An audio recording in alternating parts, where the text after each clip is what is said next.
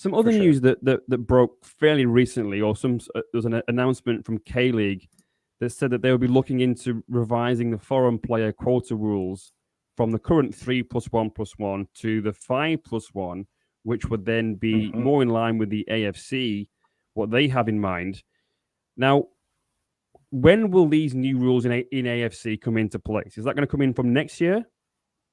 Yeah, that's going to come in with the newly revamped 23-24 version of AFC competitions. So that'll be in place when ACL resets in almost exactly a year's time, actually, because the group stage is going to be kicking off next August. So soak up this ACL while you got it, folks, because it's going to be a long break for the East afterwards, because it won't resume until February. And then after that, group stage isn't until August. And that's when these roster rules will come into place. And I like it for ACL. I like it for K-League as well. I think when you look at the top leagues in the world, there aren't as many roster restrictions as we have in K-League. So the 3+1+1, I think it was a very good initiative. I really liked that idea.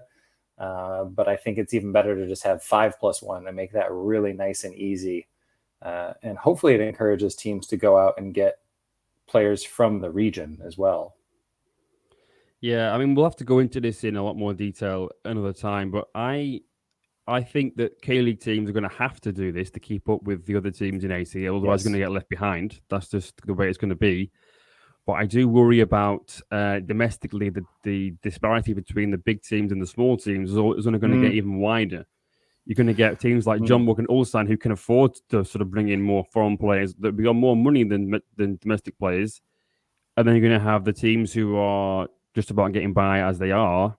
They're going to get, they're not going to be able to afford to sort of have 5 or 6 foreigners, really. So I don't know how I feel about it. I think it might be a necessity.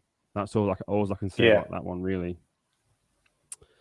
Right then. Well, you already mentioned this, and we've talked about this before, albeit off air, but this new ACL format with the current schedule now, as it is from this season onwards, it means that we're going to have this kind of rushed round of 16, quarters, semis, all in August, I believe, and then the final will be February 2023, just before the new K-League season starts.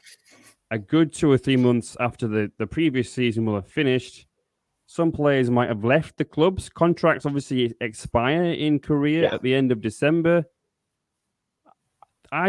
What's all this about? Who or which countries have been influential in making AFC do this, do you think? I mean, I think first and foremost, because, we are a K-League podcast, and I'm still doing K-League. Yeah, even though I'm all over the place, I'm still doing K-League. This is terrible news for K-League. I think the schedule as it stands right now works out really well for K-League teams, where the ACL final is in November, sometimes December. It's late in the year as teams are finishing their run in the season. So the idea of having a final in preseason for K-League teams is awful. Again, it's interesting being here because I was just out for the Thai League home opener yesterday. So the opening weekend for Thai League was yesterday. So they have actually switched schedules, and they're now on the European schedule, which is actually was the logic behind this from AFC, was to switch to get better synchronization with the global transfer windows and to kind of help clubs sign better players, was what they said, and to just align a little bit more with the, I keep putting in quotes, but the bigger leagues, the European leagues out there. And the idea also was to kind of spread out the distribution of club matches over the year a little bit more evenly, especially it won't be a hub next year, so it will be going back to home and away. So instead of just like these small, really intense doses of ACL that we're getting right now with the hubs, it'll be spread out more. And the idea of this calendar is that will help spread it out even further. So that's the idea from the club side. They also did say, as far as national team duties go, switching to this kind of a calendar aligns more with the European calendar.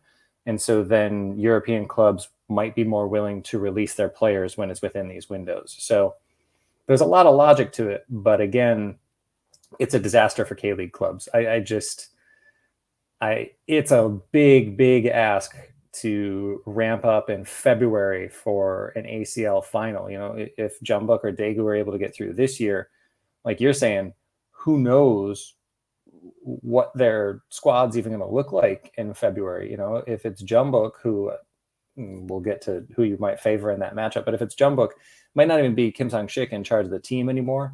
There might be a huge turnover in squad. You know, is Paek Sung-ho still going to be there? It's a lot.